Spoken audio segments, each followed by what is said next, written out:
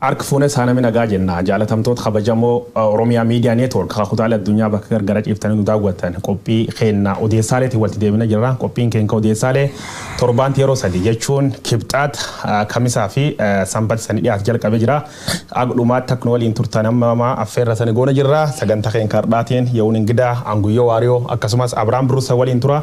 Odeeffannoo biyya kee jirta akkasumas biyya alaa irra waan gargaraa qabannee dhiyaannee jirra. Saatii tokkoof nu waliin turtu jechuudha. Baga dhuftan. Ayyee baga nagaan dhuftan isin. Ayyee Addaa ajandawaan gargaraa harka qabna ajanda sun keessa manni marii biltsiginnaa kan magaala Finfinnee mootummaa Hundessa jedhee jira. Adaanech Abeebee ittaantu kantiibaa irraa gara kantiibaa guddattee jirti. Warri haalaan ittaanaadhaan odeeffannoo jirtu ammaaf wanni hin jennu. Dhiyootti ba'uun ooltu akkasumas ministeerii dhimma dubartootaatiif daa'imman kataat Filsan Abdullahi fedhuu fi aangoo gadhiisee jettee jirti. Aangoo gadhiisuuf ammoo sababii waan koommat qabaachuu isheetti dubbata. Ye'uun sibir maalti jira?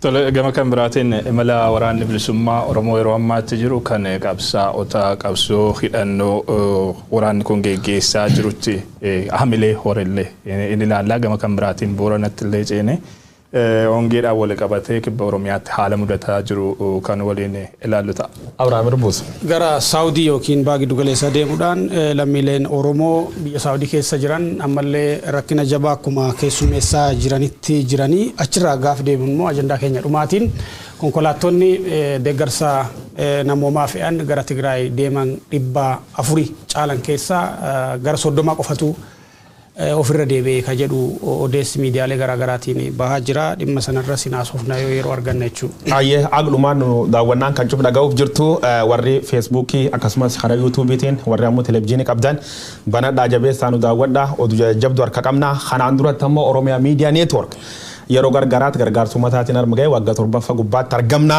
Waggaa 7ffaa kanarratti gargaarsi gara Ameerikaa kanfaa baay'ee walitti qabamuu jira dansaa jirredha. Warri horee waan kan walitti qabdu kutaalee akka keessaa akka Siyaatilfaa keessatti bakka biraallee Ameerikaa kutaalee gargaraa keessatti horiin dhuguu walitti qabamu armaan dura koomaniitii jirti galatooffanne turre amma akka addaatti uummati Denver Colorado jiru.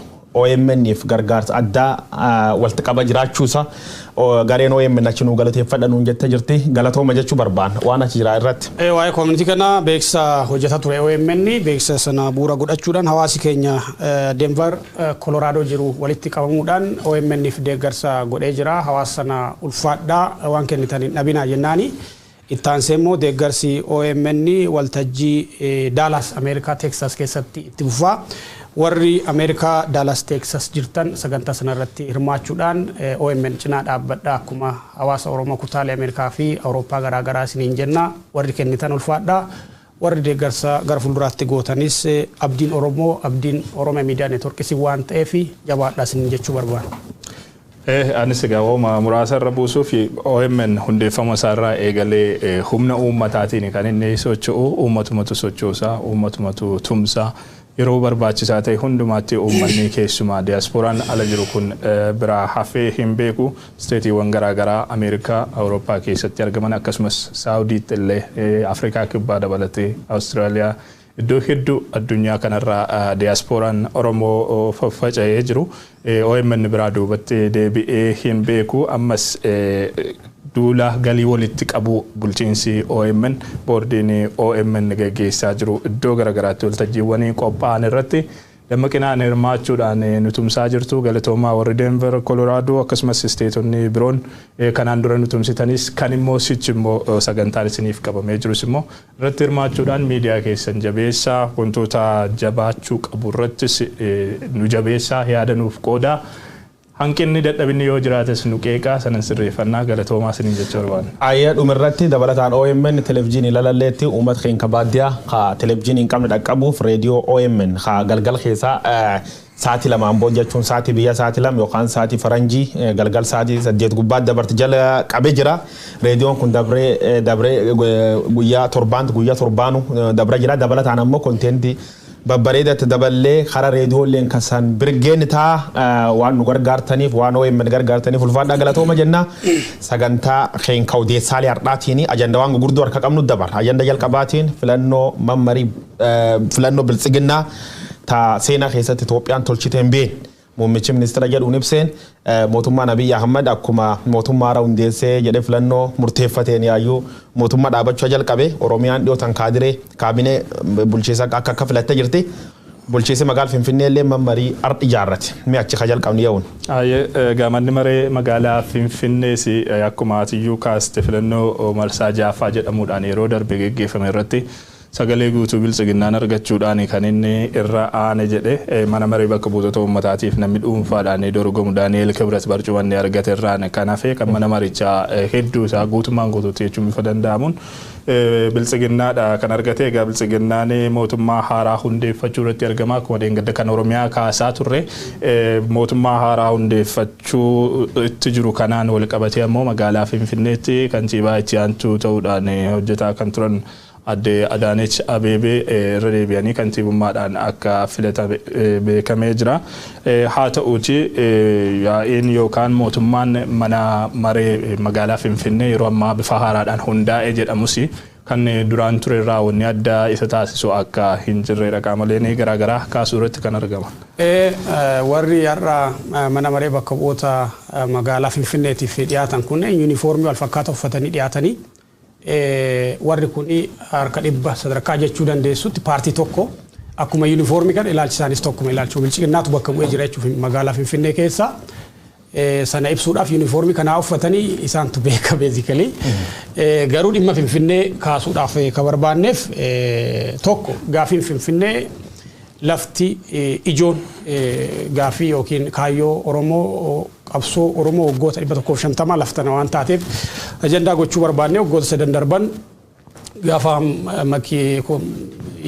riiformiin kun dhufee mootummaan haaraan hundaa'u kantiibaa ta'anii kan tajaajilaa turan Taakkala Uumaa ture. Taakkalan magaalaa sana keessatti dhugaa dubbachuuf gara jalqabaa irratti riiformiiwwan magaalaa keessatti hojjetamaniin jajamaa ture. Magaalaa keessatti dammaqina guddaa ture.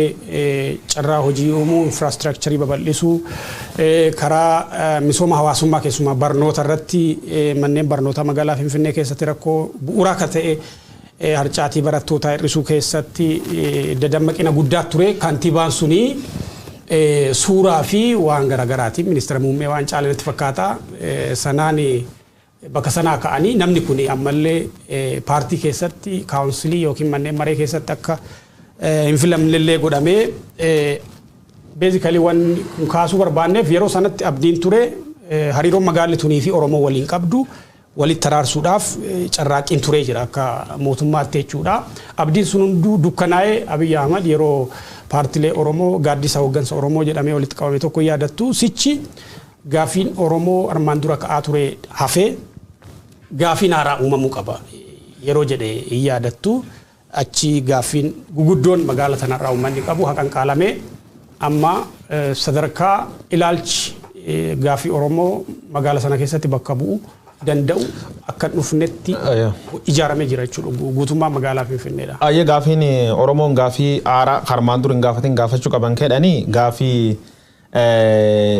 waan gaafachuu qabdu gaafatti malee lafa kaatee waan gaafattu namkoozi hin qabne waan gaafata namni dubrin fuudhin yookaan haadha warra nooratiin ilmi hin gaafata rabbi duratti haadha warra naa kennedha. Gaafiin Oromoon gaafate baay'ee ta'ee uuniti yoo ta'e jedhee wanni adda miseensammaa Adaanech Abeebee keessa kantiibaa taate kan maal wanni adda jiraa yoo jette yuunifoormiin adda sun appreciate godhuu qabna galmi warri kee jirin midhaagaa sun appreciate godhuu qabna waan sun dabartee addi nagar ani yeroo tokko na ajaa'ibdi jijjiirama jedhanii jijjiirama jechuun ilmi namaa jijjiirama keessatti ilmi namaa hattuu yoo ta'e yoo hattuu harka irra kutanii yoo kaansarii qabaat kaansarii wanni wayii kaanii qulqulleessanii fidan malee ilmi nama ganame suufi keeyyate galgale tisheerti keeyyate waan gabbeef jijjiiram jechuudhaan iyyuu nuun cufsinu damni ta'uu keenya agarsiis malee guddoo waan akka qabaatiin mani marii hamma magaalaa Finfinnee keessatti hundaa'e yeroo baay'ee kantiibooti magaalaa Finfinnee bara wayyaanee illee Oromoon turte baranallee maqaaf Oromoo garuu Oromoof gatii buusuu dandeettuu miti jechuudha. Wanni wal soban hin jirtu cufti isaanii beeloftootum gara ofiiti jiraattu ajajum gubbarra dhufeen bulti hiikkaan adda kasiin Oromoo gootiin jirtu jechuudha. Adaanech Abeebee kantiibaa magaalaa Finfinnee ta'uun duratti akkuma isiin taateen magaalaa Finfinnee keessatti irreechi Oromoo irreechi guddaan inni gurame eegisuun qonnaan bulaan Oromoo lafirra buqqifamu saamamu ariyamu calla adoon ta'ini lafti Oromoo garee Baardaar irra dhufteef qoodamuu jalqabdee jechuudha. Oromoo wal qixeessuuf uummata namni shanillee yoo wal qabatee dhuuf amma filosoofii akkanaa jalqabe bara Daanech fa bara biikan keessa namu lammiilee Itoophiyaati lakkoofsaan guddate xiqqaate waliin caalu waan jedhan tokko jira. Maddammaroodhaan 50 miiliyoon 50 qubisha waltiin dammaramuu hin danda'u. Irbuusan jechuun sun warri xiqqaan sun itti daran malee waltiin daran jechuun hin danda'u. Kanaafuu gochi godhamuu jiru waan akka qabaatii miti. Paartiin dhibbi keessa dhibbifitti waan wal fakkaataa wal barbaadaa jedhama ammaa Oromoo wal fakkaataatti kooti wal fakkaata naqate mootummaa dhaabneedhe I don't know mootummaa warra kun agama ginni deemin beennu garuu dhaabbachuu isaanii mirkaneessanii jiraniidha. Egaa dhimmi Finfinnee kuni bu'uurumarraa kaasee seenterii qabsoo Oromoo akka ta'e giddugala qabsoo Oromoo akka ta'e eenyuyyuu inuma beekaa gaaffii maaster pilaaniidhaan wal qabatee diddaa maaster pilaaniidhaan wal qabatee waan tures dhaloonni amma bareecheeti kan inni beeku. Qeerroon hedduun kan inni irratti dhume uummanni Oromoo barootaaf gatii guddaa kan inni itti kaffalee gaaffii abbummaa Finfinnee irratti qabu deebifachuudhaaf ture. Akkuma Abrahaam duratti kaase yeroo kantiibaa itti aanaa magaalaa Finfinnee ta'uudhaan taakkalaa uumaafaa hojjetaa turan hamma tokko gara jalqabaa irratti miirri gaariin uumee ture. Magaalattiin Oromoo fakkaachuu jalqabdee turte hamma tokko magaalaa Oromoo wantoonni fakkeessan tokko homti xixiqqoon tokko wanti isaan jalqabanii jiru irreecha deebisuu dabalatee jechuudha. Yeroo itti aanutti immoo wantoota ta'an erga namni kun aangoorraa makfamanii yookaan kaabineen isaanii warra akka boolee fayyira namni turan sunfaan yeroo aangoorraa makfamanii ergasii booda haalota ta'an hundumaa argaate kan turre rakkooleen biroon jiraachuu danda'u keessoo isaaniitti hin beeknu garuu erga bulchiinsi Adaanech Abeebee gara hooggansa Finfinneetti dhufees gaaffiin Oromoo deebi'e tokkollee kan hin jirre ta'uudha wanti arguu irratti argamnu. Saamichi lafaa akkuma guyyoonni kaase ijjeefeeti kan inni jiru Finfinnee keessatti Oromoon dura mataa ol qabachuu jalqabee turellee deebi'ee akka inni lafa ilaalu ta'ee dhalattoonni Oromoo haga mana keessa sababa Oromummaa isaaniiti haga mana kireeffatanii keessa jiraatanillee keessaallee ari'amuutti haalli isaaniitti ga'anii tureera. Yeroo gaaffii Oromoon Finfinnee irratti qabu tarkaanfachiisuudhaaf bulchiinsi Adaanech Abeebee tarkaanfatu yookaan ejjennoo tokko fudhatu argine hin beeknu. Ammas filatamuu nama kanaatiinis ta'ee kaabinee haaraa hundeeffachuu isaaniitiinis wal qabatee jijjiiramni gaaffii Oromoon Finfinnee irratti qabuun wal qabatee bulchiinsi Adaanech Abeebee hin deebisa jennee abdannu hin jiru gama keenya. Gabaasa BBC Afrikaan afaan Ingiliffaatiin yeroo filannoodhaa hojjete tokko na yaadachiisa waan kun Abiy Ahmed jijjiirama kanaan aangootti ka dhufe gaaffii guguddoo gaaffii akka Oromoo protestii fi gaaffii sabooti biyyatti kaasan hordofeetii jedhee kaaseeti goolama siyaasaa amma biyya keessa jiru kaaseet maal jedhaa Abiy erga aangootti dhufe maaltu hojjetame ka jedhu Unity Park maqaadha beektaa BBC Afrika gabaasan deebitanii ilaaluu dandeessu yeroo filannoo kan BBC Afrikaan hojjete. Wanni kun waan jijjiirama ibsaati sirriitti understand gochuun waan barbaachisu jechuudha. Finfinnee keessatti wanni hojjetame akkuma biyyaattu projektii guddaan hojjetame maal Unity Park Shaggar Park. Parkii kan biraas. Parkii akka Kooyishaa fa'aa jira beektaa biyya keessa. Mega project jedhu birrii biiliyoona hedduutti itti ba'ee. Miidhagina biyyaaf miidhagina magaalaaf waan gumaacha mataa isaa qabaachuu danda'a. Garuu this is luxury waan qananiiti waan jireenya namoota dhuunfaa lammiilee under poverty line sadara hiyyummaatii gadi jiran biyya san keessatti millions warra jiran jireenya isaanii hagam jijjiira ka jedhu gaaffii guguddoo asirratti ka'u maludha. Fakkeenyaaf maallaqi biiliyoonaan paarkii irratti ba'u lammiilee meeqaa hojiitti galchuu danda'a. Infraastiraakcharii kabiraa bishaan daandii magala keessa rakkoo bu'uuraalee misoomaa akka manneen meeqa furuu danda'a kan jedhu namni kaasuu qaba. Waa'een turizimii Itoophiyaadhaaf it's very secondary. Itoophiyaan GDP ishee keessatti turizimiin gaheen inni qabu baay'ee xiqqaadha. Masqala dawaayiin amma sadarkaa sanatti ijaaramee bareeduun wanni namni jibbu hin jiru. Garuu diinagdee Itoophiyaa keessatti inpuutii hagamii qaba. GDP Itoophiyaa keessatti hagam gumaacha ka jedhu gaafii guddaan beektaa.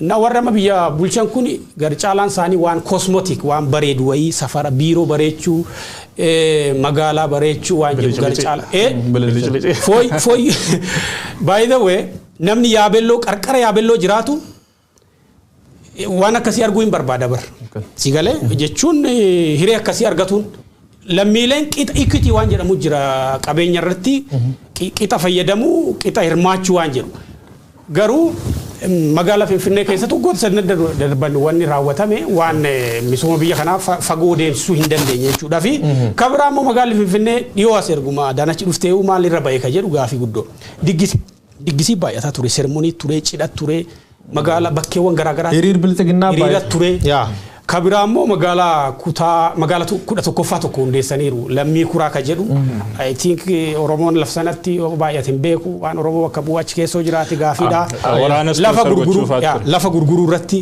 bara kana keessa yoomiyyuu caalaa magaalaa keessatti lafti akka gaarii chabachabamaa jira kaadiree mootummaatiin jechuudha immoo sababa kanaan namoota muraasaatiin magaalaa san keessatti Oromoon maal argate maqaa taranyaa jedhu baala gizeena waan jedhu wayii baala taraa waan jedhu wayii arrabsoo akkasii irraa kanaaf magaalaa kana keessatti gaafiin Oromoo deebitee hoo jiraate gadi baanii sulleen waan gaaf jalqabaat barta akkaleen faajirsun diqqoo tokko Oromoon fardeeniin dhuftaa choolte sirbitee waan galtuufi waayum Oromoo tan argane naan baala tara jedhan gaafasillee wanni adda Oromoo godhamin jirtu yaaliin godhamtiin jirti yaaliin sulleen dafaniitiin rukutanii milkaa hin dandeenye jechuudha kanaafuu qabso Oromoo goot keessatti qabso Oromoo goota shiftaa Abiyyi Ahmadiitiin butamte tan keessatti maaltu ture jennee hafuudhaannu jalqaba irratti gaafiin gugurdoon Oromoon gaafat afur tokko dhimmi Finfinnee magaalli Finfinnee magaal gudditti Oromiyaa ta'uusii mirkanaa'u hagaafatan kan lammeessoo afaan Oromoo afaan hojii mootummaa federaalaa kan utaane sadaffaa dubbi daangaan Oromoo gamgamaan jira kabajamu afraffaan ammoo bilisummaa walabummaa mirga lubbuun jiraachuuti jechuudha afranuu kanaaf qabsoomne afranu bar wayyaane hanqatee jechuu gaafiin Oromoon gaafate fakkeenyaaf dhimmi Finfinnee keessatti diqqaaddi guddaddi Oromoonni naannoo Finfinnee kan jiraatan Oromoon olla Abrahaam Birruufaani duri caffarte nagaan kafarsoo dhugulleen farsoo fi dhugee kajima bitatulleen jima bitatee sirba gala akkanaa miti namni tokko hatti dubbatin jiru jechuu ammaan tan maali Oromoo baadiyyaa dhuftu wanne Hachalu Hundessa fa katama keessatti qabanii tuma turanii miti nuucuuf katama keessatti nu sodaachisaa turanii miti halamaffaa ammoo dubbi afaaniit afaan Oromoo afaan guddoo agangaa afaan Affaarfaa afaan maanii afaan gaafiin akkasiituun ka'e wal bir qabanii nurra qoosanii jechuudha sadaffaa dubbi daangaa mooyyal bordodde maalti deebi'amuun jira mirga walabummaa lubbuun jiraachuu walabummaa maalti jira Oromoon duri mani dhaati baafamee jemma kanaafu wanni Oromoon gaafa tokko hin deebimne murni kunini murni Oromoo bakka bu'uu danda'u miti mammaas farda tokkoon isanii fita namicha duri abbaani nam qaroo beekama goota fardi qaba fardi isa kunini baay'ee kabajama abbaan yaabbatee bakka deemuun deemoo deebisu aadirra ihee tiksitu sana moriitti suufi jira beektaa nam kana kenna been bishaan obaas margi nyaachisii jedhaan yoonni wanni edhaanii fardichi maal jarseetaa tikseen kaan maal godha farda harkisa deemaan iyyabbatu bishaan obaasu fodha abbaan ammoo yaabbate kara dheeraa dhufaan fardichaaf tikseen kun walii gala maal jedheen baay'ee si jaalatu fakkaata yeroo baay'ee ammoo siifiyyuu na'u kara dheeraa si yaabbate siin deema maanis tolchedhee fardi kan mata'edhaa jechuu fardi maal jedheen fardi inuma obsetiin callisetti hin deema dhumirratti abbaan du'e naani tikseen kun inni fardi kan hin dhaalaa jedhe dhaala jechuun hin fudhatennaan fardi booda ma booltaa jedhanii gaafatan ma booltennaanii nami Grace in kam France yaabbatu nami Grace qab garte Grace jechuun maali nami simbo qab yoo si baatee sileenji sir jirti hajedhetti wanneedha yoo gaaf duri wayyaaneen laftan bulchite dhar tokko Oromoo nuun jedhanii yoo nu cuuccalle maali ifa baana gan nu salphisanii jechuudha ammaan tan ammoo maal godhan seet harka duuriyyee ijoollee Finfinnee keessa duuriyyaa abbaa faadhimbeen takka taachi kee jirtu waan badee hara gubbaa jiraat harka sun tokkoftee jechuudha carraan Oromoo akkas ta'e magaala Finfinnee keessatti Oromoof bu'aa akkamit dhufaa Oromoof bilchigina jala bu'aa hin eegina 100% gizee khumir deebina dubbachuu jira bolillee kanum dubbannaa jechuudha carraan kun garamii banamaa jechuudha sirn minilik sirn naafxanyaa deebisuu jala Finfinnee keessatti ilma Oromoo tokko caalaa yookaan artist Oromoo tokko caalaa yookaan nam beekama Oromoo tokko caalaa yookaan qotee bula Oromoo tokko kanaannoo sun dhufe Finfinnee bareechuuf fardaan dhuf caalaa siidaan minilik naannoo Goorgis dhaabat sunti irkabaj qaba poolisiin bira yaate jechuudha eekera eegan masaara keessan eegan armaan eegan jechuudha kanaafuu Adaanech Abeebee faan suufii warri naqaddansaa mani warri keettaa illee manbareedaa isiillee maqaa Oromoo qabattettiin kantiiba mitittil kantiiba irra kantiiba ta'uun dansaa isiif warri isii irraa firifaarii nyaatuuf dansaa garuu Oromoof gatii addan qabdu jedhaniin toopikii kana du'as maggabaabsine. Waa'uma xiqqoo itti dabaluudhaaf amma Finfinnee qofa miti. Akkuma guutuu biyyaatti mootummaa haaraa hundeessinaa jechuudhaan deemaa jira sirni bilchiginaa Oromiyaa irratti waan ta'e ni beeknaa Finfinnee irrattis waan ta'e argineerra akka federaalaattis immoo mootummaa haaraa hundeeffannaa jechuudhaaf wanti deemamaa jiru jira. Mootummaan haaraa ammatti hundaa'u ulaagaa kamiiniyyuu fudhatama kan qabu. Gaaffii Oromoo deebisa jedheesi uummanni Oromoo eeguu abdachuun irraa hin jiraatu. Kana kan jennuuf wanti haaraan hin jiru kan jennuuf shimallis ta'ee waan itti fufeef yookaan pirezidantii ta'ee waan itti fufeef Adaaneech kantiibaa taatee waan itti fufteef miti. Adeemsi isaanii, tarsiimoon isaanii, ejjennoon isaanii, sagantaan isaanii, karoorri isaanii, waa hundi isaanii kan waggaa 2-3 darbe argine irraa wanti adda ta'e hin jiru. Sababa sanaaf uummanni Oromoo qaamni aangoo irra jiru kun bu'aanaaf buusa jedhee mootummaa haaraatu hundaa'e jedhee abdiin inni irratti qabaatu hin jiraatu jechuudha. Kana irra deebi'ee hubachiisuu barbaadeetani. Finfinnee qofa osoo hin taane by the way daangaa Finfinnee babal'isuu wajjin wal qabatee ammallee lafti Finfinneen ala jirtu. Kaadireedhaan gurguramaa akka jirtu maqaa investimentiitiin maqaa turizimii babal'isuutiin amma sulultaa irratti inna darbe Inxooxxoo irraan gara sulultaatti lafti cimu paarkiidhaaf jedhamee investorotaaf kennamee akka jiru Sandaafaa irraa kaasee haga Buraayyuutti bosona maalii jedhan kara Sandaafaa Oromiyaa faa jedhuuni bosonni suni distriktii Inxooxxooti beekni dhaabbata bosonaa fi bineensa bosonaa Oromiyaa jala bulaa lafti amma Inxooxxoo paarkii mataan isaa irratti ijaarame lafa daangaa Oromiyaa keessa jirudha bulchiinsa ammaatiin after all Finfinnee lafa Oromiyaati. Garuu qonnaan bultoonni kumaatamni lafa sanarraa buqqaa jiru amma eessa yeroo darbe hojjennee turre akaakoo mana bichuu dabalatee jedhamu gam tokkoon aanaa Caancoo jala jira gam tokkoon bulchiinsa magaalaa Finfinnee jala jira amma lafti Sandaafaa irraa kaasee haga Buraayyuutti daangeffamee dalleeffamee jira lafa bosonaatti jennesuni magaalaa Finfinnee iyyuu guddinaan hin caalaa jechuudhaan namoonni nuuf kaasaa turani kana magariisa nama dhuunfaa harkatti galuuf jira. Kanaafuu nama dhuunfaatti wanni kunini siistamiin akkuma gartanitti sirni ammaan tan ijaaramuu jira sirni haftuu shiftaa hattuu shiftaan walii waaduu jirtam. Dhiyootana waci guddaa babaayachuu jira. Duri haadireen bilchiginaa tokko gad baate shanee maanii jinneedha nama hattuu opdiyoolleedha ni gareen dhibiilleen daramteef jirti juntaa fi shaneellee waa'ee argachuun ooltu.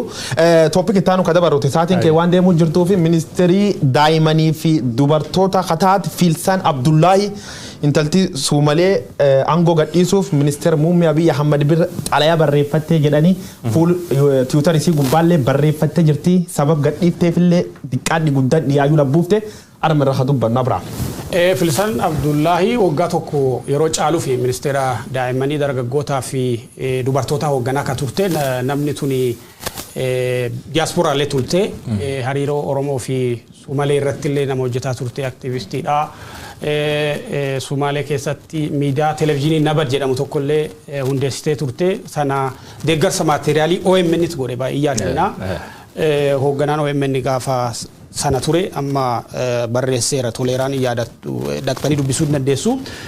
Dubartiin tun ji'oota muraasa dura gaafa waraanni Abiy Ahmad Maqalee hin bahin dhiibbaa koorniyaa dhiibbaa saalaa dubartoota Tigraay irratti dhaqqabee ilaalchisee dubbattee turte dubartoonni kumaatamaan ta'an gudeedamanii jiranii dhiibbaan sexual violence gudeeddii fi haleellaan saalaa dubartoota irra dhaqqabee jira jettee amma akkitti xalayaa resignation yookiin xalayaa aangoo gadhiisuu galfatte akka jedhanitti safuu fi naamusa koo waan miidhu hojjetuu hin barbaadu waan itti namanneen hojjedhu ka jedhudha gaafii mooraalii yookiin gaafii safuu kaaftee jechuudha.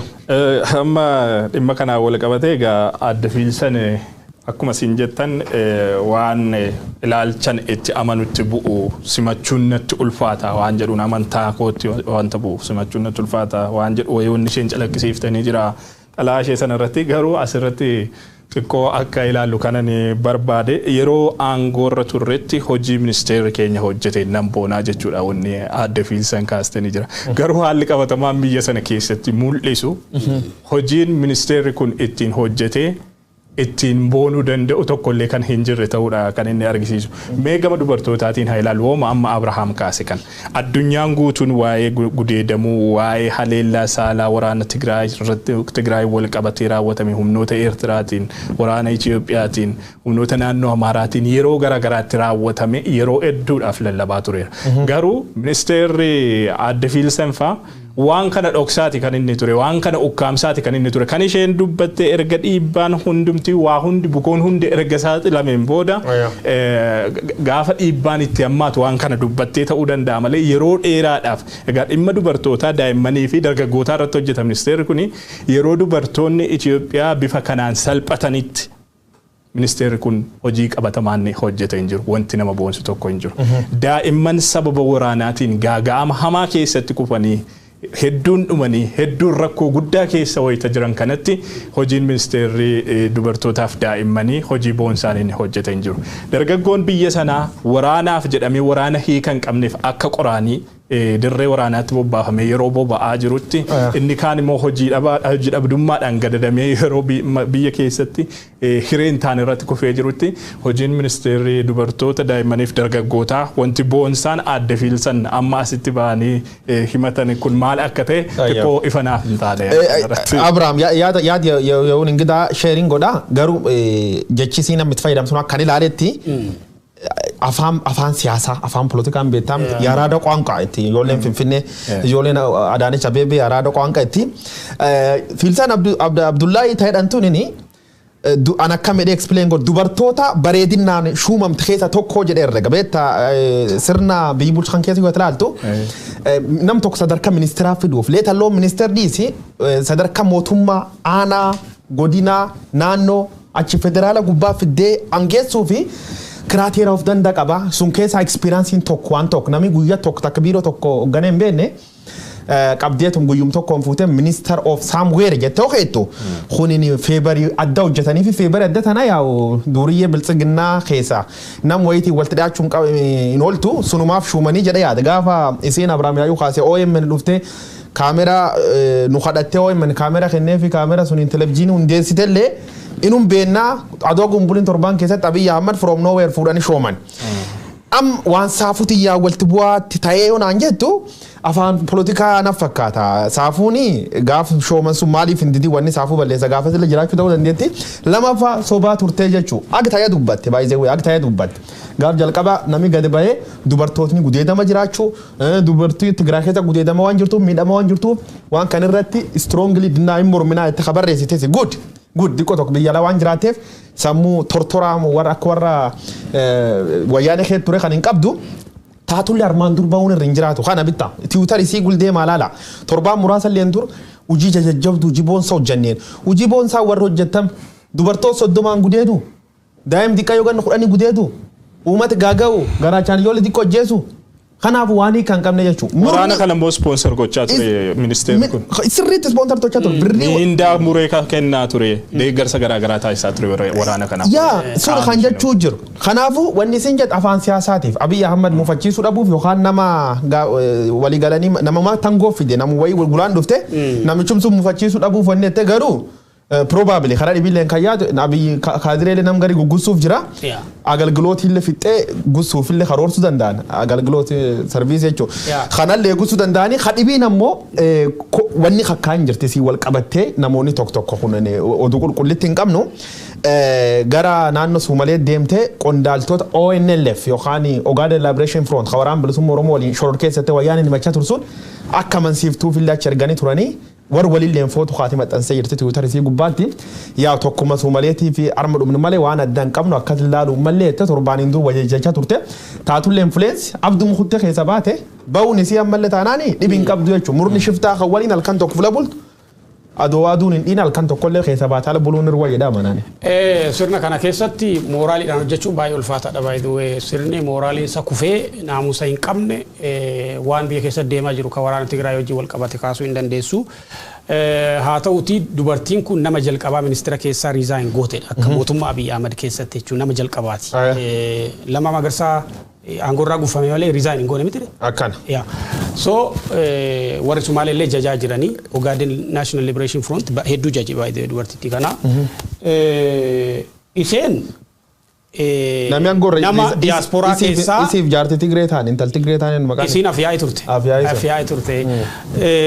Iseeni by the abdiidhaan warra jijjiirama kanatti makameedha.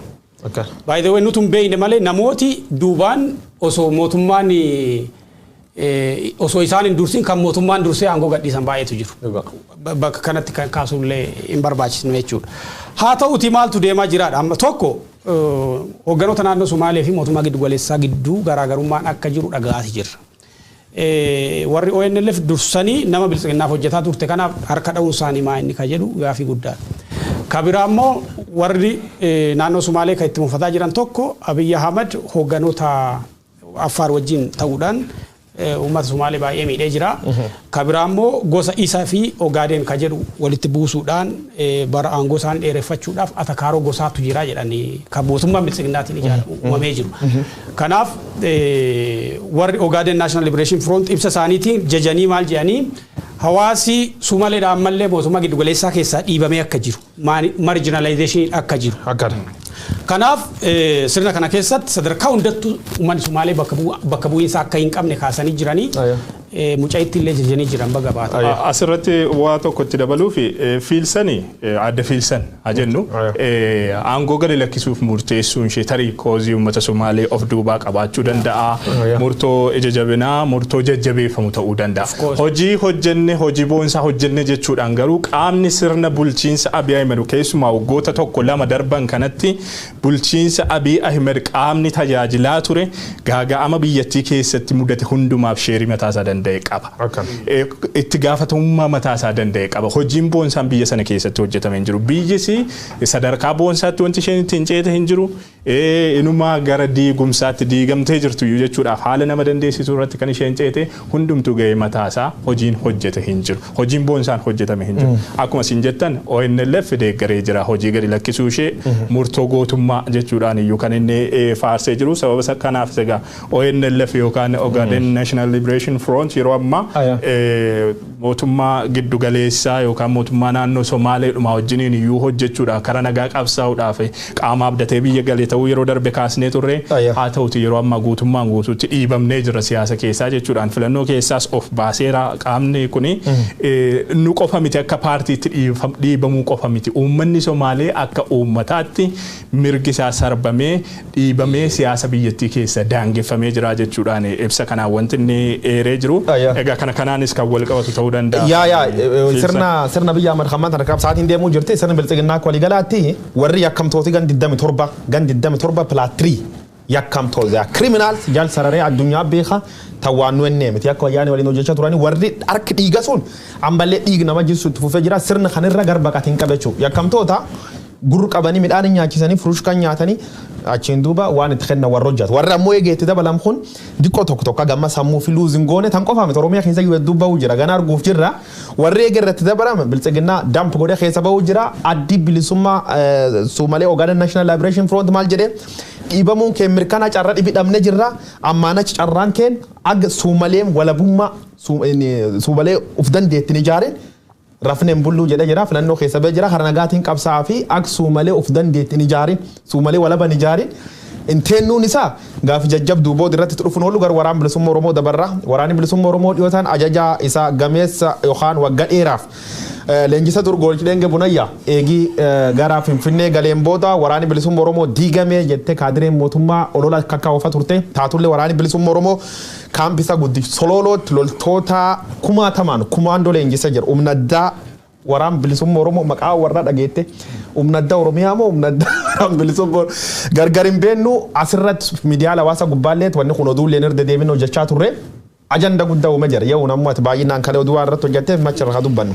Egaa simboonumti waraana haaraa eebbifame jedhame kanarraa mul'atu mataan isaallee waan addaati kaleessas akkuma gabaasa keenya keessatti kaafne jechuudha. Beektee Goollichi Dheengee sirna aangoorra jiru biltsiginnaa wajjiniin walii galee yookaan araaramee booleedhaan biyyatti galuun kun xiiqii guddaa uumeera keessumaa duulli dabballoonni biltsiginnaa aktiivistoonni mootummaan miidiyaaleen mootummaa kallattii garaagaraatiin labsaa turan humna zoonii kibbaa kanatti xiiqii guddaa waan horee jiru fakkaata. Eebbi amma viidiyoodhaan argaa jirru kunis eebba seena qabeessa kanaan dura mul'atee kan hin beekne militarii paaraadenna kan Kooriyaa Raashiyaa eessatti mul'atu sanaan iyyuu waan wal fakkaata. Paaraan lafatti iddoo isaa awwaaradha malee. Iddoon awwaara lafatti bosona uurta malee. Salphaa miti. Humni kun sadarkaa kanatti of ijaaree ga'umsaan leenjisee bobbaasuu danda'uunsaa keessumaa deeggartoota qabsoo bilisummaa Oromoo kan gama hidhannootiin taasifamu deeggaran biratti waan hamilee jabaa horee jirudha. At the same time yeruma wal fakkaatutti zoonii giddugaleessaa irraallee humni waraana bilisummaa Oromoo eebbifamee leenjisaa xumuramee eebbifamee bobbaafameeti kan jiru.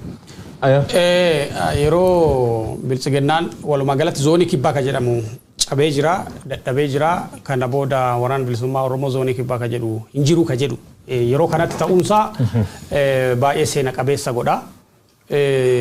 Waraanni kun simboosaa akka yuneen kaase booneetiin kun tana dura kan irratti argaa turre eenyu agaazii irratti argaa turre armaan booneetii tana actually faajjiinsaa ka waraana bilisummaa Oromooti.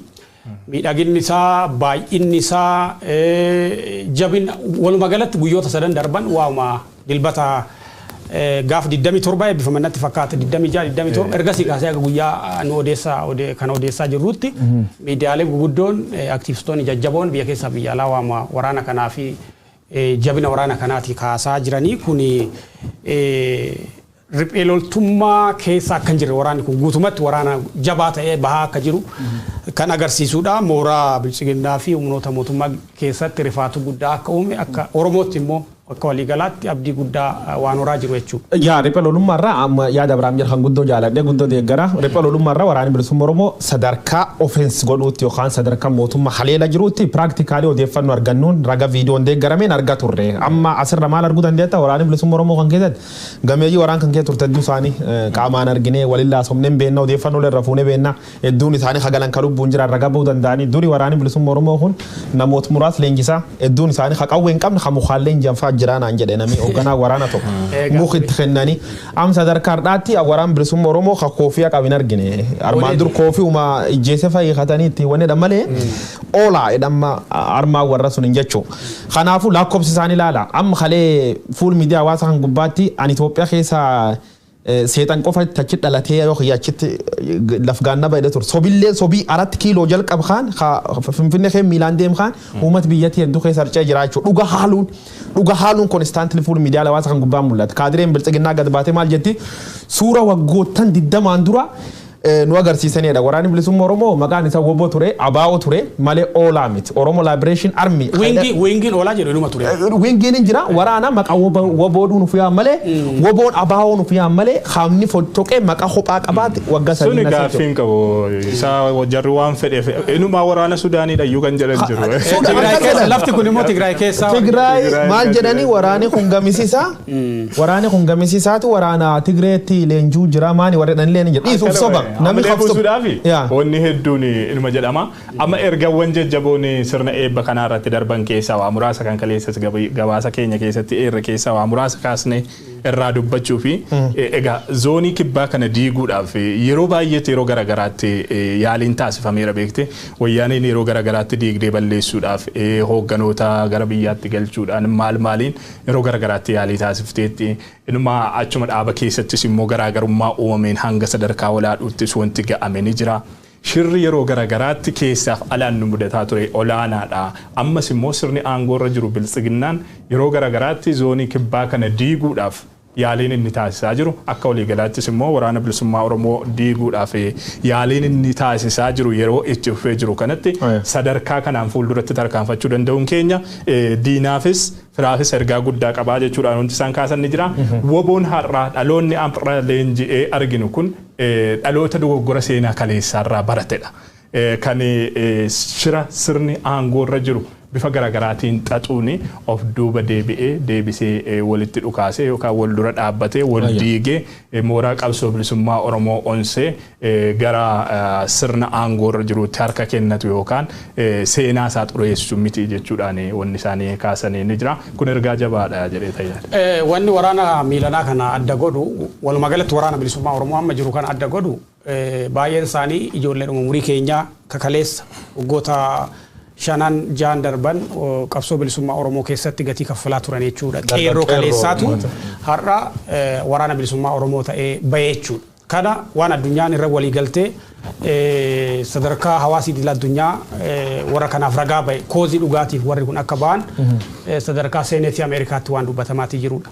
Kanaaf wanti jedhamaa jiru ijoolleen kaleessa harka duwwaa wayyaanee galchite qawweedhaan immoo mootummaa kana waan gochuu dandeessu tilmaamuun baay'ee salphaadha jechuudha.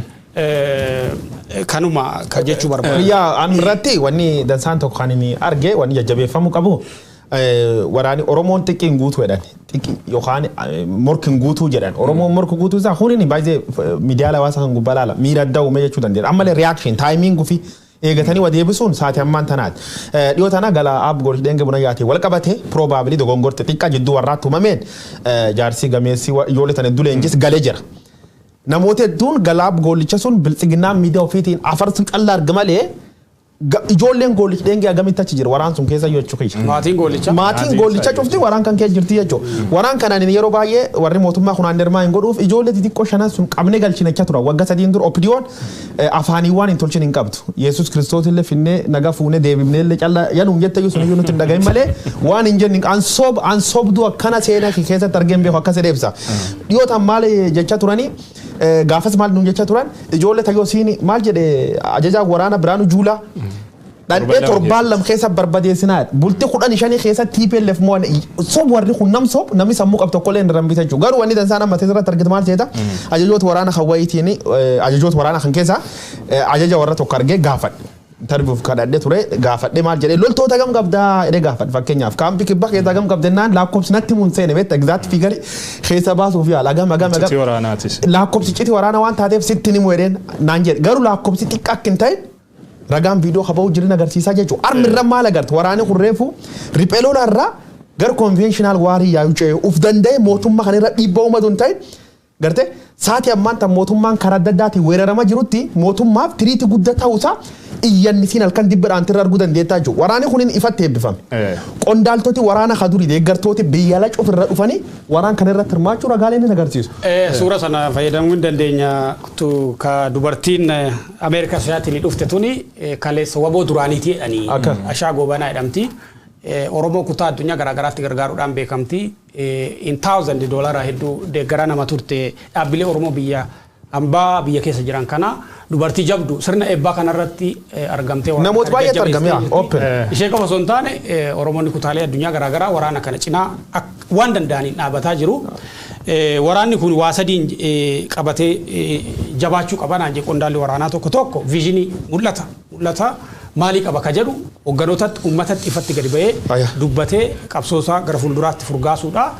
Lammeessoo immoo istirateejii yookiin tarsiimoo waraanaa ifa ta'e waraana keessatti kan itti fayyadamu sirriin adda baasee ittiin hoogganamu ittiin masakamu sanaan taliigamee qabsoo bilisummaa Oromoo bara isaa gabaabsuu danda'uu qaba. Kasadeessoo immoo deeggarsa yookiin tinnisa leecalloo karaa loojistiksii hawaasi Oromoo biyya keessaa fi biyya alaa uummata kana bakkeewwan garaagaraatti yeroo waraanni eebbifamu hawaasa keessa jiraniif deeggarsa isaaniif godhe hedduu galateeffataa turanii sana jabeessanii itti fufnaan hawwii Oromoo warra galmaan ga'uu danda'u. Laala Abresh gaaffii uummanni gaafatu kanaaf waraanni bilisummaa Oromoo tarsiimoo isaa beeksisuu qaba, jennoo isaa galma isaa beeksisuu qaba, maal waan jedhu kanaaf caasaan kominikeeshinii waraanichaa rakkoo qabaachuutu sababa natti fakkaata malee kanaan dura woboon waraanni bilisummaa Oromoo gama ajajaa isaatiinis yeroo garagaraatti wanti inni ibsaa ture ni jira. Imalli keenya hanga walabummaa Oromoo dhugoomsuuti kaayyoo ganamaatiif kan qabsoofnu. Tarsiimoon keenya immoo duraan diina ofirraa qolachuu ture, diina nu haleeluu dhufu ofirraa qolachuu ture. Amma garuu diina haleellee lafa Oromiyaa bilisa baasuun fuulduratti deemuudha waan jedhu irra deddeebiidhaan ibsataa turaniiru. Egaa maal seeti amma eebba waraana bilisummaa Oromoo zoonii kibbaa kanaan wal qabatee akkuma isinis kaasaa turtanii yeroo garagaraatti beektaa waraana kana balleessuudhaaf maqaa xureessuudhaaf maal gochuudhaaf yaaliin garagaraa ni taasifama sirnoota aangoo sanarratti wal jijjiiran irratti. Waraanni kunis dafee yeroo inni hojii qabatamaadhaan riyaakti godhu in argitu turte. Amma garuu keessumaa galuu araaramuu Goollicha dheengeedhaan wal qabate rifaatuu qaama garagaraa biratti uumamee ture warra waraana kana deeggaran biratti uumamee ture hojiidhaan cabsuu dandeenya. Kun waan guddaadha. Gama kan biraatiin caasaan kominikeeshinii isaa jabaatee wantoota jiran ifatti uummataaf wanta ifa ta'uu qabu yeroo yerootti miidiyaadhaan fayyadamuudhaan miidiyaadhaaf waan ifa ta'uu qabu yeroo yerootti abdeet gochaa deemuun barbaachisaadha.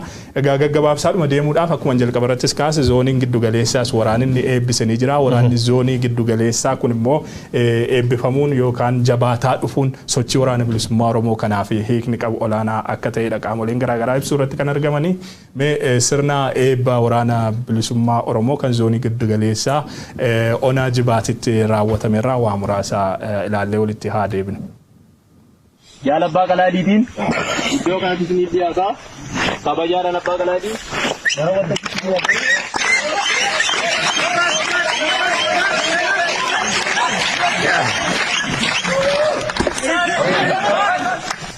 Sirna sadarkaa dimokiraasiin waboo yeroo ammaa irra ga'ee jiru qaama biyya bulchuuf jiruuf yaaddoo ammoo uummata keenyaaf gammachuudhaan gaantaan uumee jira. Har'aa keekni qabsoo mooraa bilisummaa Oromoo kan jaarmaa uummatni Oromoo akka lubbuu isaatti jaallatu wabootiin talgamuun falmaadhaa kan inni jiru fedhiif hawwii namoota muraasa guutuu adeemaa jiru tun taan garbummaa qolee saba isaarraa rarreerraa buusuufidha. Sabni keenyas akka sabaatti kaayyoof akeeka qabsoo bilisummaa Oromoo irraa barbaadu kaffalee kaayyoof akeeka obbo jalatti qabatamaatti dhiiroon imala qabsoo waraana bilisummaa Oromoo milkeessuu irratti argama. Carraa kanaan jiraattota uummata naannoo kanaa argamtan galateeffachuun barbaada. Galanni keessan bilisummaa baraan eebochaa turtan argadhaa isiniin jechuun barbaada. Adeemsa ijibbaataa haala ulfaataa keessa kuttanii galaana guddicha nuuf ta'uudhaan da'oo beelaaf eebuu keenya taatanii gidiraa isin nuufaan amnamattan sun seenaa qabsoo bilisummaa Oromoo keessatti isin galateeffachiisaa galatoomaa isin jechuun barbaada. Qeerroof qarree bilisummaa Oromoo milkaa'ina guyyaa har'aa kanaaf faayaa humna keessanii waan taataniif galanni isiniif mala. Qeerroon bilisummaa Oromoo wabii handhuura qabsoo bilisummaa Oromoo ta'uu keessan qabatamaatti addunyaatti agarsiisanii jiru. Dhiiga keessan ijoollummaa qabsoo bilisummaa Oromoo cobsuun gabbachuu mooraa qabsoo bilisummaa Oromoo keessatti gahee leencaa baatanii jirtu galatooma. Akkas qabsoon bilisummaa Oromoo galfata guddaa isinitti kennaa jiru. Amma Oromoof Oromiyaan walummaa bilisummaa ishee gonfatutti ifaajii keessan akkuma kaleessa daran waan barbaachisu qabsoo eegaltan jabeessaa jechuun barbaada. Egaa eebba waraana bilisummaa Oromoo zoonii giddu galaa kanarraa wanni addaanii tokko arginu maalidha? Humni leenji'ee bobbaafamaa jiru kun qeerroof qarree kaleessa qabsoo karaa nagaatii fi hiriiree turedha. Qabsoo karaa nagaatii fi hiriiranii jijjiirama dhugoomsuudhaaf danda'aniiru.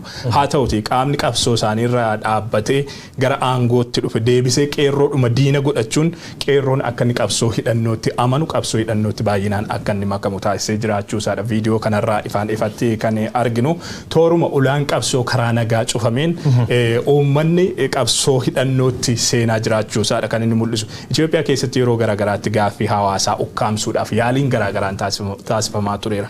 Qabsoo uummanni Eertiraa geggeessaa ture ilaaluu ni dandeenya. Bu'uureffamuudhuma qabsoo waraana bilisummaa Oromoo kana fayyifis immoo dhimmoota akka sababaatti koozii ta'anii dhihaatan kaasuu ni dandeenya.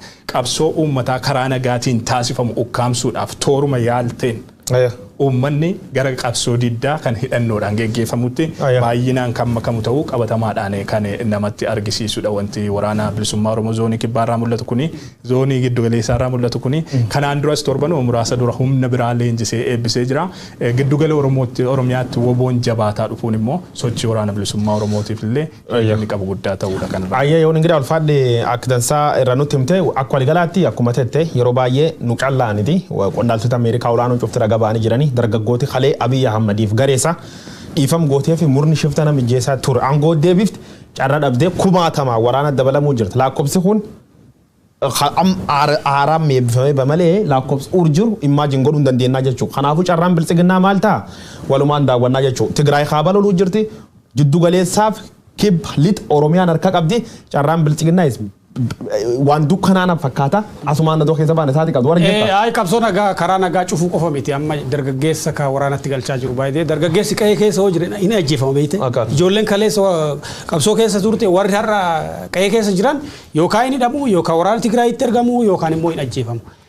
Hiree kanas keessa koozii Oromootiif ka irra madaala kaasu qabsoo waraana bilisummaa Oromoo akka ta'e namni hubate waraanatti duudaa jira jechuudha. Akkana dubbii jabaattee topic kana sumaan keessa baana Booranatti bal'aa Booranatti sabab hongee roobii agayyaaf wal qabatee horiin hedduun garaachaa dhubachuu jira hanqina marraatiif bishaaniitiin kan qofaa miti namootillee akka jaba beela'uu jiranii uummata horsiise bulaa kun baay'inaan kan irratti dippeend ta'u horsiisoriiti horiin yoo bonaan jala dhumata aanan hin argatanii foon hin argatanii gurguratanii irra qarshii argachuu hin danda'anii kanaaf uummatii Oromiyaa kibbaa Booran Gabra dabalatee gujiillee naannoo tokkotti sababa hongeetiin horiin baay'een dhubuu jira gar mootummaa irraa gammaa wanni tokko dhaqqab hin jirtadhanii kunoo hanqina bishaaniitiin akkan jiran.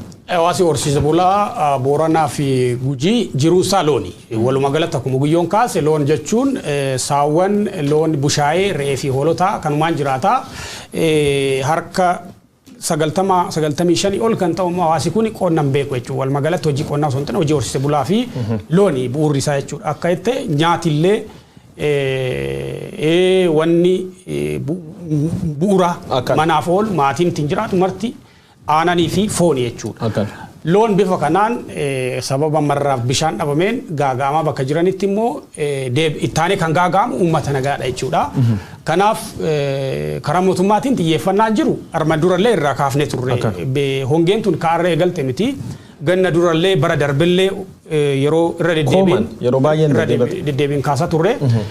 Warri mootummaa baay'ee bu'uurri biltsiginnaa Boorana jedhanii kaasu natti fakkaata. Yeroo tokko Abiy Ahmed bokkuu fi kallacheetti kaanii paartii biltsiginnaa jedhamtu tana maqaa asii Boorana irraa badhaadhinni irra fudhanne biltsiginnaa badhaadhinna jijjiiran malee badhaadhinni biltsiginnaa waan hin sobe Abiy kijibni isaati dabra.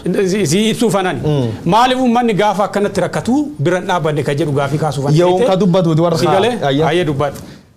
Wooma gabaabaatti dabaluuf egaa wanni kun waan uumamaa ta'uu danda'a waan uumamaati jechuu dandeenya ka'umsisaa caami dheerachuu garuu caami dheerachuun waan uumamaa ta'us rakkoon uummanni keessa jiru kun kufaatii sirna aangoorra jiru ifaan ifatti kan mul'isudha. Sababni isaas amma sadarkaa ministeeraatti illee yoo dhattee ilaalte sadarkaa biiroo Oromiyaatti dhattee yoo ilaalte godina siyees aga dakaatti gubbaadha aga dakaatti sagantaa misooma horsiifatee bulaa jedhamuudhaan wanti deemu jira ministeera misooma horsiifatee bulaa jallisi maal hojjetu amma jirri koomishiniin horsiisaa jira koomishiniin jira maalidha kan inni hojjetu amma uummanni kun waggaadhaan tooruma caamii dhufeen horiin isaa jalaa kan dhumtu taatee jennaan uummanni beelaaf kan saaxilamu hongeedhaaf kan saaxilamu taanaan maalidha kan inni hojjetaa jiru maal misoomseeti amma nam misoomse nam sinin badhaadheesse badhaadhinatti ni sin ceesise badhaadhina sin keessaa fudhadheen ittiin bulchaa jira qaamni jedhu kun maal hojjeteeti kan inni qaama akkas jedhu sirba qaamni waan akkas hojjechuu jiru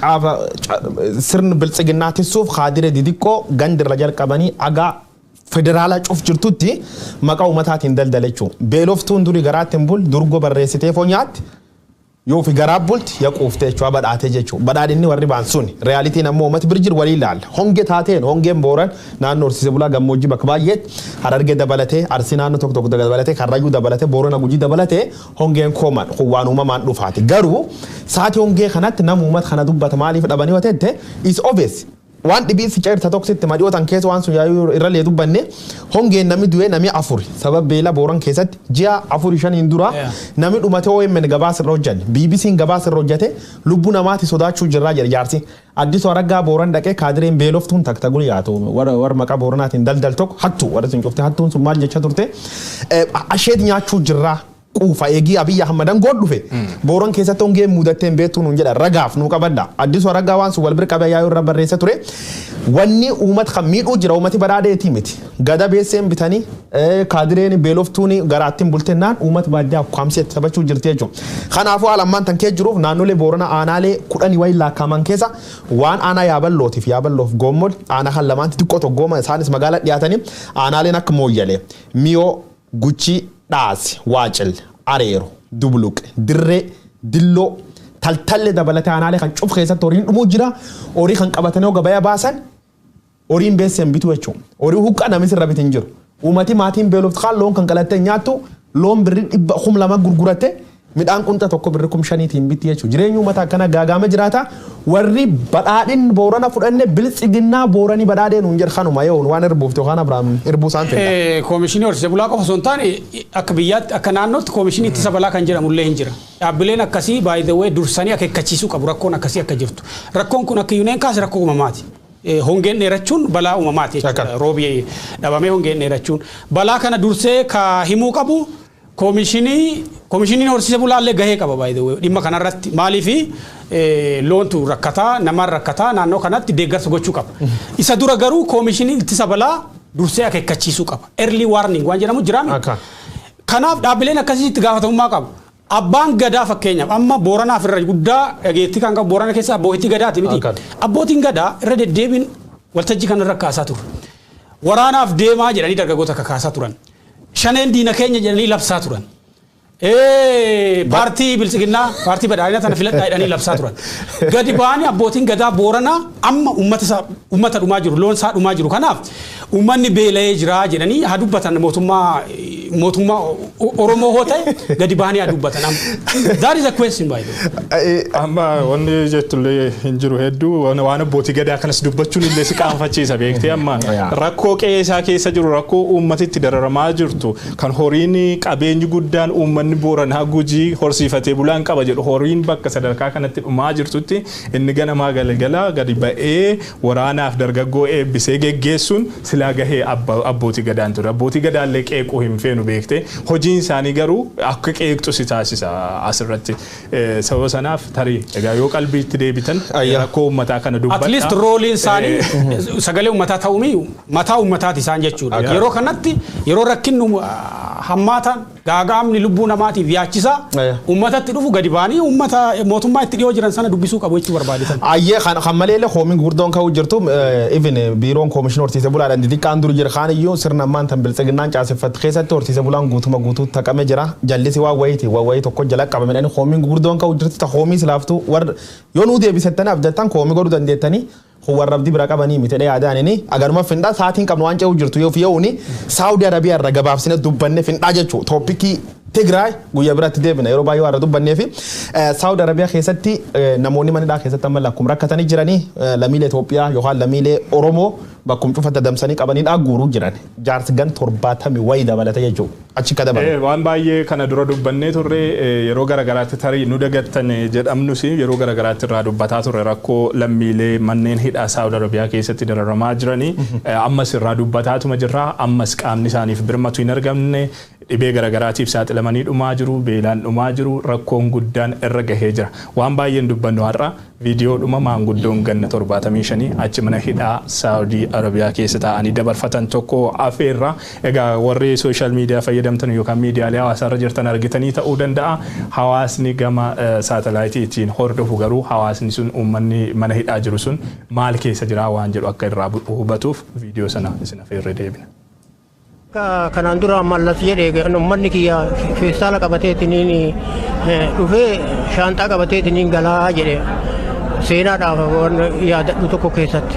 Kanaafuu nullee yakka wayii dalagneetiniin biyyaan baane yookaan wanjala wayii qabnu nama wayii hin ajjeefne wanni biyyaa baane riskii barbaadatu biyyaa baane amaanaa sitti haa ta'u namni kana ilma kiyya ofitti nu galchi miidhamnee jirra qooqaallee miidhamnee jirra nama waggaa 75 ani har'a umriin kiyya rakkinatu ijoollee xiyyaarraa biyyaa na baase malee biyya kiyya jibbeetii miti qilleensi biyya kiyyaatu silaana anaa bareeda umrii kiyyaallee bareeda waan hundaaf bareeda amaanaa sitti haa ta'u ofitti nu fuudhi nu galchi nagaan biyya keenyatti nu galchi.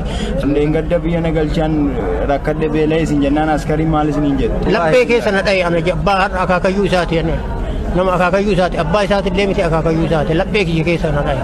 Kunumti isinitti hin dhagahamu maali gaa biyya qabna garuu mootummaallee qabna maal mootummaan akkamitti garaa nutti jabaate imbaasiin maaliif dhufee nu laal rakkoo kenna kan imbaasiin garuu as jira. Imbaasiin garuu biyya kana jira guutuu taa'ee jira namni dhufeetanii miidhamtanii maal hojjetan maal kadhibame tokko hikiminnaa yoo argatin kabeela yoo nyaatin kadaare yoo uffatan argatin jiruun namaa akkamitti jiraatu danda'a waan kana ta'eef amaanaa isinitti haa ta'u uummanni keenya ka Itoophiyaatillee nu gargaara sagalee nuu ta'a nu iyya addunyaatti nu iyya kana callisaniitiin nu laalin akka jedhu ani nagaarratti naa jiraadha. Lammiileen keenya kutaa Saawudii bakkeewwan garaagaraa jiran rakkina wal fakkaataa manneen hidhaa garaagaraa keessatti keessummeessaati ka jiranii manguddoon kun manguddoo ganna 75ti. Oromoo dabalatee lammiileen biyya sanaa biyya keessatti kabajan qabanii baanis kabajan arganne. Wanni baay'ee ulfaataadha. Irra deddeebiin lammiileen Saawudii fi kutaalee Saawud Arabiyaa keessa jiran baay'een OMN maaliif waa'ee keenya dagatee ka jedhu irra deddeebiin waa'ee isaanii haasawaa turre. Dhimmi keessan ajandaa Oromoo maraati. Gara fuulduraattis rakkoon keessan aga furamuut sagalee keessan ta'uu itti fufna ka jedhu asumaan gabaabsee ibsuu barbaada. Mata kootti dabaluuf egaa ergaa maanguddoon kun dabarfatan keessaa waa muraasa kaasne haa ilaallu. Amma biyya keenya jibbinee miti jedhan. An umurii kanatti osoon biyya koo jiraadhee fayyummaa koo haalli qilleensaas kan biyya kootiitu naaf tola. Haa ta'uuti maatii koon fooyyessa jedhee dalagadheetan bula jireenya koon fooyyeffadha jedheetan dhufee biyya ormaatti rakkoo akkasii argaa jira.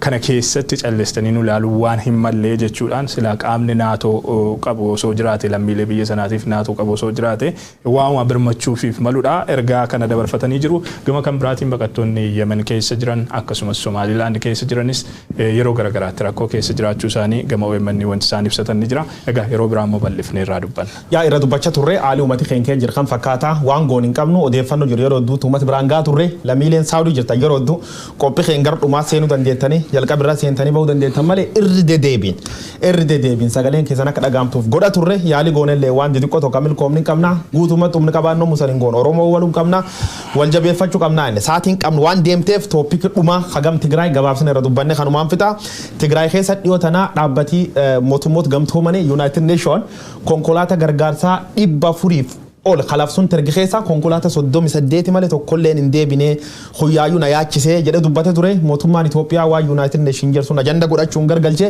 gareen TPLF konkolaataa achi deemu ukkaamsite waraanatti fayyadamuu jirti jedhanii olola akka oofa turani taatullee gabaasa BBC African yookaan BBC World News idootan qabate khaleema guyyaa dengada qabate gadiin baheen qorannoo godhee raganni fideen konkolaatotis wanni isaan Tigraay deebuu dadhabaniif yoo arma deeman maani boba guutanii fi boba tinchochuan yoo maqalee dhaqan boba waan hin jirreef konkolaataan achiin baan achuma carraan dhaabachuu taate lammeessoo shufeerotinu beesse baankilee waan hin hojjanneef achitti waan galtuun dhabde shufeerotni yookaan konkolaachiftoonni dhufta achitti hafanii hararralleetti konkolaachiftooti sab Tigraay ta'an Affaarfaa keessatti naannoo Amaarafaa keessatti haleellaan irra dhaqqabaa jireedha raga qulqulluu baasee jira. Isan lamaan keessa nam tokko carraa kennee ofirra cumnaa jechuudha. Wanni kun egaa keessumaa konkolaattota 466 keessa 38 deebi'ee jechuudhaan dhaabbanni mootummoota gamtoomanii kan inni ibse kanan tiwiitarii isaanii irraa argaa ture tokko jechuudha. Kana jechuun maalidha? Gargaarsi namoomaa guyyaatti konkolaataa 100tu barbaachisa uummata Tigraay keessatti beelaaf rakkoof saaxilamee jiruuf. Sababa konkolaattonni kunniin achitti qabamanii jiraniif gargaarsa namoomaatti ulaan cufamee gargaarsi namoomaa danqamee uummanni yeroodhaa gara yerootti beelaaf saaxilamee akka beelaan du'u kanuma yeroo darberraa dubbataa ture daa'imman beelaaf saaxilamanii hospitaala keessatti hanga sadarkaa du'uutti haadha wajjin hanga lubbuudhaan darbuutti ga'anii jiru akka kun ta'u ta'eera. Kun sababa ta'ee jedhee uumamedha jechuudhaan humnoonni Tigraay illee kanaan dura kan isaanii ibsaa turanii boba'aa ittiin dhaqantu kennamaa fi boba'aa kan biraa akka isaan riizarvii qabatanii deeman hin ayyamamu konkolaattonni sunniin achi ga'anii waan ittiin as deebi'an hin qaban. Gama kan birootiin dhalattoota Tigraay dhabeektee irra jireessaan konkolaattota kanneen kan konkolaachisan. Dhalattoonni Tigraay kun yeroo gargaarsa namoomaa fe'anii gara Tigraay deemanitti iddoowwan garagaraatti dhiibbaa garagaraatiif saaxilamu dhiibbaa eenyummaatiif hanga dararamu humnoota tikaa warra kellaa eegan warra maal jedhaniin saamicha dabalatee jechuudha. Lubbuu keenyaaf hin sodaanna waan ta'eef gara sanatti gara Itoophiyaatti deebinee gargaarsa namoomaa fe'uu hin dandeenyu jechuudhaan wanti isaanii irraa dubbatan ni jira. Naanna'ee beelaa akka waraanaatti fayyadamuudhaaf tooftaa taasifamaa jiru ta'uu kan saaxilanatti fakkaata. Sekondii 30 siifee. Tooftaan kun siij jedhama. Siij yookiin uggura jedhanii akkaatiyyatti fiizikalii naannocha waraanaan marsuu qofa osoo hin taane tajaajila telekominikeeshinii, intarneetii, bilbilaa, baankii akkasumas intarneetii garaagaraa ugguruun qaama waraanaa ta'ee dhaabbati mootummoota gamtoomanii fudhataa jira. Warri BBC's riisarchii kana gaggeessanii yaaddoo nageenyaa dabalatee warra kan Tigraay keessatti akka hambisedha. Konkolaataa 400 jechuun xiqqoodha. Ka guyyaa 4 jechuudha beete ka achi jiruyyuu jechuudha. Kana keessa 38 deebi'ee jechuun rakkoon amma atumti dhuunfaa keetiin bilbila dhabdee guyyaa meeqa bilbila qofa baankii waan biraa dhiisiti hagam akka rakkatuu dandeessu sadarkaa nama dhuunfaattu rakkoon kun ammaataa akka ta'e hubachuun ni danda'ama odeessaalee keenya oduu labde. Ayyee odeessaaleen keenya fulbaan 28 barkum 2020 magaal Finfinneetiin itti keeyyachuun muudamuu Adaanech Abeebee ittaantu kantiiba magaal Finfinnee irraa gar kantiiba Guutuu Ceet hamanii marii magaal Finfinnee biltsiginnaan hundeessiti achi ammoo Filsan Abduu Salaam intalti Abdullahi intalti Sumalee angoo gadhiisuuf ministeer muummeetti xalayaa galfatteen wanni enne itti quruupachuun sololoo taakkine sololoo waraani bilisummaa Oromoo loltoota kumaandoo hedduu leenjisuusaa sirni sun isan daawwachiifne deebine jiddu galeessa Oromiyaati leenjii waraana bilisummaa Oromoo hadhibiin goolamne deebi'uun gar Boorana dabarree beela. naannoo Oromiyaatti uummata gaaga'uu jirtu irra dubbachuun biyya keessa biyya laabbaanee Saudi Arabiyaa keessa waan ta'uu jiru waan lammiileen Oromoo waan lammiileen Itoophiyaa achi ta'uu jirtu irra dubbanne sandaawwachiin kan fakkaatu ture uummati keenya biyya la jirtan yeroo akka Oromiyaa Media Network deeggaruu jirtanii waan deeggartanii fulfaadha saniin jecha tor warri Denver Colorado gargaarsa OMN if gootan horeen qindeessituun OMN gargaarsa walitti qabdu galatooma isaniin jechuu barbaadu OMN ammoo reediyoo sajal qabuuf hojii jajjabduu jira sagantaan keenya kardhaa odeessaaleen ha'ana yeewun ingidaatiif Abrahaam Birruu waliin taane sani qopheessin kan fakkaatu waan nu daawwattaniif galata qabdu anguyyoo waaroo abba jirmaati Abrahaamiif yeewun inni waliin jira ulfaadhaa